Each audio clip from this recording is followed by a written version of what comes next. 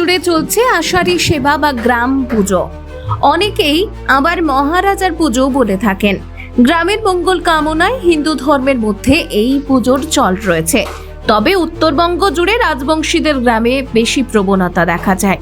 উত্তরবঙ্গের পাশাপাশি নেপাল, বাংলাদেশেও এই পুজো হয়। তিস্তা বুড়ি থেকে সত্যপীর দেবতার থান রয়েছে এই গ্রামে। হিন্দু মুসলিম উভয়ে এই পুজোয় অংশগ্রহণ করে থাকে।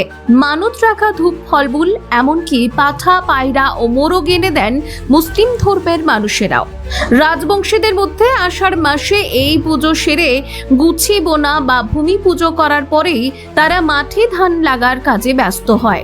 এই বিষয়ে রাজগঞ্জ থেকে পূজারী সুশান্ত মণ্ডল জানান, এই আষাঢ় মাসে প্রচুর ডাক পায় বহু গ্রাম থেকে। ব্যস্ততায় চলে গ্রাম্য পুজো। 7 পুরুষের বংশ পরম্পরায় দীর্ঘ 7 বছর ধরে পুজো করে আসছেন তিনি। জলপাইগুড়ি, দার্জিলিং ও নেপালের বহু জায়গায় পর্যন্ত দৌড় দিতে হয় এই পুজোর কাজে।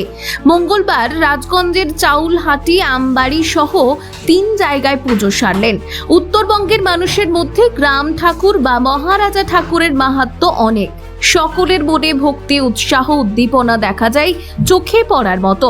আর এই পুজোয় দূর দূরান্ত থেকে ছুটে আসেন বহু দর্শনার্থীরাও গ্রাম্য ঠাকুরের আশীর্বাদ নেওয়া ও তিস্তা বুড়ির নাচ দেখার জন্য।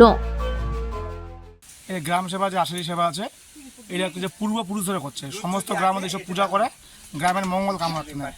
আগত তো এইসব যে পূজা করেছিল আমার হিন্দু সমাজ করেছিল। এবার দিন দিন এই ঠাকুরটা আমার রাজবংশীর একটা জাগরণ ঠাকুর, যেটা গ্রামত হয় প্রচণ্ড প্রচলিত। এই ঠাকুরটা উত্তরবঙ্গ আমার এই গ্রাম পূজা আর মাসান পূজাটা বিখ্যাত। তো এই পূজাটা যে আছে বর্তমানে হিন্দু মুসলিম তো সবাই করছে। এই পূজা তোমার নেপাল যে আছে কাকরভিটা, চুয়াবাড়ি, শিলিগুড়ি, মাটিগাড়া, বালাসন, কলোনি, টোটাল জায়গাতে এইসব পূজা করা হয়।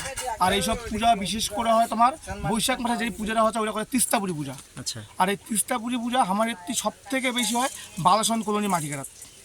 আর গ্রামে গঞ্জে অনেক হয়। এই আষাঢ় মাসটা কি সম্পূর্ণ চলে এই পূজাতে? হ্যাঁ, আষাঢ় মাসটা সম্পূর্ণ চলে, কিন্তু বেশিরভাগ মানুষ শনিবার মঙ্গলবার এই পূজাটা করে। এবার শনিবার মঙ্গলবার ছাড়াও এই পূজাটা হয়, শুধু বৃহস্পতিবার খুব কম হয়। কারণ বৃহস্পতিবার যদি কোনো পূজার বলি বিধান হয় তো বৃহস্পতিবার আমার এই পূজাটা সেটা হয় না। আচ্ছা, এই গ্রাম পূজাতে কোন কোন দেবতা ঘামা মানেছে? এই যে গ্রাম পূজা আছে, 30 সাল করে দেবতা এটা বিরাজমান আছে। যেমন হিন্দু মুসলিমের দেবতা নেই, সব কিছু দেবতা মিলায় এটা পূজা হচ্ছে। যেমন একখান গ্রামত অনেক রকম জাতির লোক হচ্ছে, হিন্দু রয়েছে, মুসলিম হচ্ছে, খ্রিস্টান হচ্ছে। এই গ্রাম পূজার জন্য আমার গ্রাম ঠাকুরের থান আছে, কালী ঠাকুরের থান আছে, দুয়ারি ঠাকুরের থান আছে, সত্যপীর আছে, কানাপীর আছে, খোয়াশপীর আছে, মালার আছে, সমস্ত দেবতা আছে।